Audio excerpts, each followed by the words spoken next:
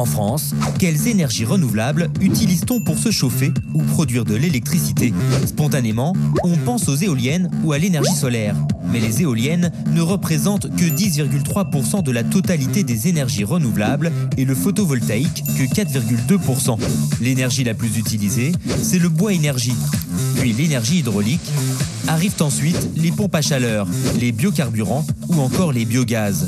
Et par rapport aux autres énergies, on en consomme beaucoup. Les énergies renouvelables représentent 19,3% de la consommation totale d'énergie. C'est une hausse de 10 points par rapport à 2005. Malgré cela, nous sommes le seul pays de l'Union européenne à ne pas avoir rempli notre objectif qui était de 23%. Et encore très loin des 33% inscrits dans la loi climat prévue en 2030. Mais avec la crise énergétique, le gouvernement a-t-il prévu de mettre les bouchées doubles?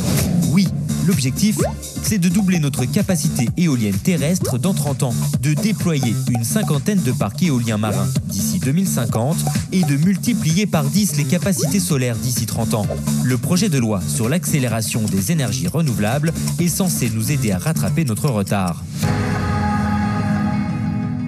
Pourquoi la France est-elle à la traîne en matière d'énergie renouvelable?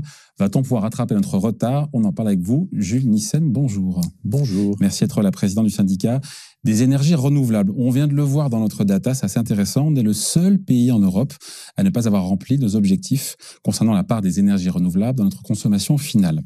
On se dit simplement, mais qu'est-ce qui cloche chez nous? Beaucoup pointent les freins administratifs, les lourdeurs administratives. C'est ça le sujet clé?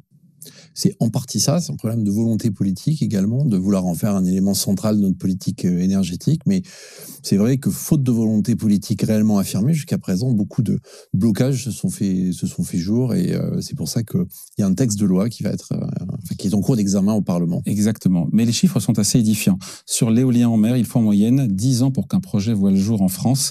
C'est 5 en Allemagne et 6 au Royaume-Uni. Éolienne terrestre, pareil, 7 en moyenne, 2 fois plus qu'en Espagne. Et qu'en Angleterre, sur le solaire, c'est 5 ans de procédure en moyenne. Pourquoi ces procédures sont aussi longues?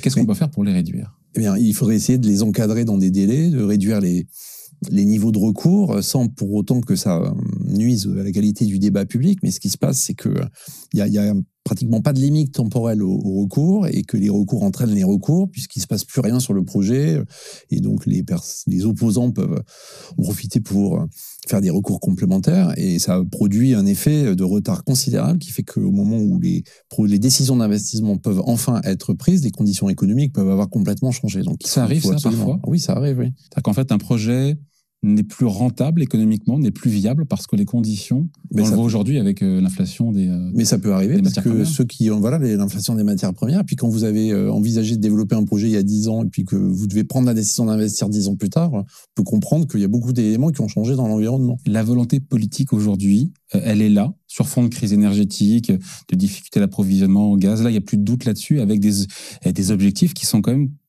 assez ambitieux, même très ambitieux, multiplier par 10 les capacités du solaire d'ici 30 ans, doubler la capacité en éolienne terrestre dans 10 ans et déployer 50 parcs éoliens en mer d'ici 2050. C'est ambitieux, mais est-ce que c'est réaliste? Oui, c'est réaliste, mais ça nécessite beaucoup d'ambition, beaucoup de volontarisme. C'est la raison pour laquelle il y a un texte de loi qui vient essayer de débloquer un certain nombre de choses pour pouvoir réaliser ces objectifs. Est-ce que ça a coûté cher, ce déploiement à grande échelle des énergies renouvelables?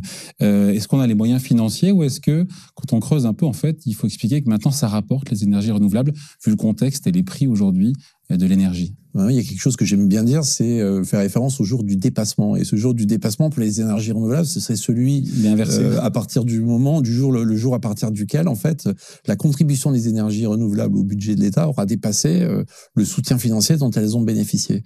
Des chiffres ont été publiés très récemment. Oui, on est en dizaines de milliards d'euros. C'est en dizaines de milliards d'euros, puisque pour le budget de l'État.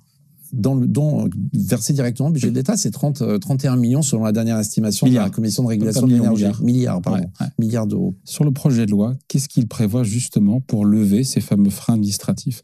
Est-ce que les délais vont être raccourcis de manière avec des objectifs chiffrés?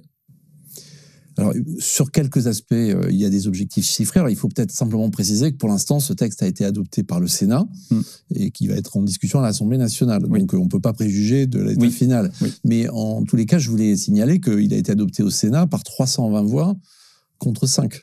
Ce qui est quand même pas du tout ce qu'on pouvait anticiper au départ et qui témoigne, je trouve, de la naissance d'un consensus politique sur le sujet des énergies renouvelables. Sur les délais, l'idée d'essayer d'encadrer un petit peu les choses. Par exemple, quand on vous déposez un dossier, l'autorité de l'État ou l'autorité compétente a 1 mois pour dire si votre dossier est complet ou pas. Elle peut pas vous laisser traîner pendant des mois et des mois sans savoir. Ça va dans le bon sens. Ça va dans le bon sens. Ensuite, il y a 3 mois pour faire l'étude préalable à l'autorisation environnementale. Ça peut pas dépasser.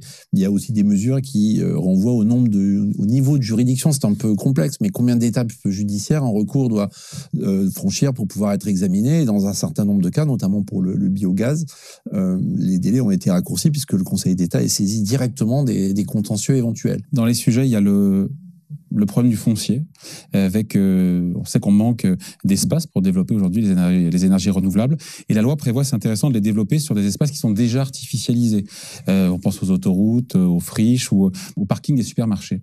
Est-ce que pour vous c'est une bonne chose? Parce qu'on se dit que si on manque de surface, c'est déjà bien d'exploiter ce qu'on a déjà. C'est déjà pas mal. Ouais. Mais ça ne suffira pas. Mais ça permet de débloquer d'une manière législative des choses dont l'utilisation n'était pas simple. Donc ça simplifie beaucoup les procédures. Et sur les sols naturels, les forêts, les terres agricoles, et là pour le coup c'est un sujet sur lequel il y a beaucoup de crispation et certains pointent justement le risque d'artificialisation des sols.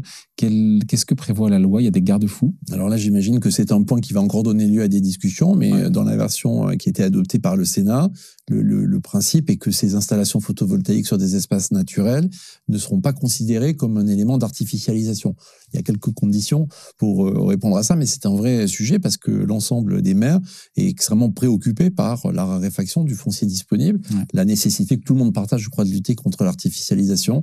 Donc ça va également dans le bon sens. Ouais. Après, quand on écoute les associations, elles sont assez unanimes pour dire que ça modifie la biodiversité, que des panneaux qui sont à 80 cm du sol, ça empêche la repousse et puis les oiseaux se blessent. Oui, c'est toute la difficulté d'essayer de développer des projets d'énergie renouvelable dans un objectif de décarbonation, donc finalement de sauvegarde de la planète et de concilier ça avec des objectifs de plus court terme en matière d'atteinte à la biodiversité.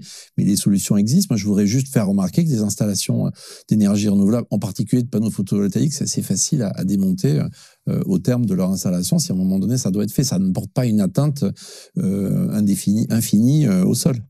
Et puis il y a la question, on l'a évoqué rapidement, de l'appréhension des riverains, des communes. La loi propose des avantages financiers. On se dit que c'est malin parce que ça peut rendre les énergies renouvelables plus désirables. C'est l'expression qu'avait employée Agnès Pannier-Runacher, la ministre en charge de la transition écologique. Mais en fait, c'est l'enjeu.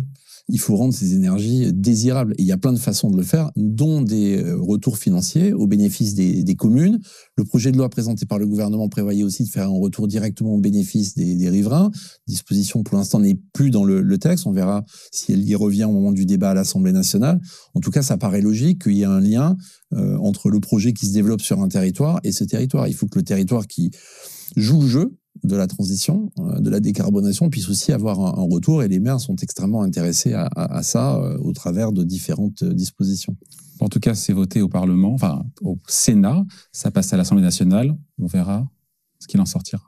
Pour l'instant, ça va dans la bonne direction. Mais ça va dans la bonne direction. Après, on peut toujours améliorer des choses. L'inquiétude aurait pu être que finalement, les opposants à un certain nombre de projets renouvelables, en particulier à l'éolien terrestre, se servent de ce texte pour transformer un projet de loi d'accélération en loi de freinage. Alors, finalement, quand on voit le texte qui est sorti du Sénat, c'est l'inverse qui s'est passé.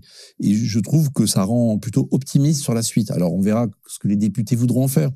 Et nous, on leur fera des propositions d'amélioration de ce texte. Mais quand même, je le répète, 320 votes pour, 5 contre. C'est pas, enfin, par les temps qui courent, c'est quand même assez symbolique. Allez, merci Jules Nissen, le président donc du syndicat des énergies renouvelables. Merci à vous. Merci beaucoup à vous.